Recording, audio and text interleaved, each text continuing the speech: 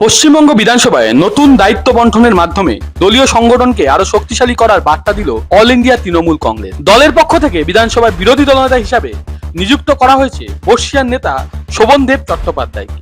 দীর্ঘ রাজনৈতিক অভিজ্ঞতা এবং সাংগঠনিক দক্ষতার জন্য পরিচিত শোভনদেব চট্টোপাধ্যায়ের এই দায়িত্ব প্রাপ্তি রাজনৈতিক মহলে যথেষ্ট তাৎপর্যপূর্ণ বলেই মনে করা হচ্ছে। অন্যদিকে ডেপুটি পদে দায়িত্ব দেওয়া হয়েছে অসীমা পাত্র এবং নয়না ব্যানার্জিকে।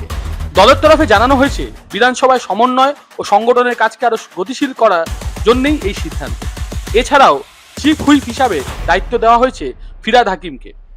বিধানসভায় দলীয় শৃঙ্খলা বজায় রাখা এবং গুরুত্বপূর্ণ ইস্যুতে সদস্যদের সমন্বয়ের ক্ষেত্রে তার ভূমিকা অত্যন্ত গুরুত্বপূর্ণ বলেই মত রাজনৈতিক বিশ্লেষক। রাজনৈতিক মহলের একাংশের মতে আগামী অধিবেশনকে সামনে রেখেই অভিজ্ঞতা ও সাংগঠনিক ভারসাম্য বজায় রাখতেই এই নতুন দায়িত্ব বন্টন করেছে তৃণমূল কংগ্রেস।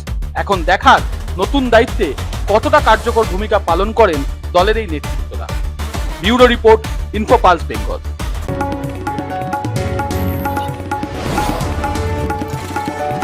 আপনারা দেখছেন ইনফোপালস বেঙ্গল, সত্যের স্পন্দন, বাংলার কণ্ঠ।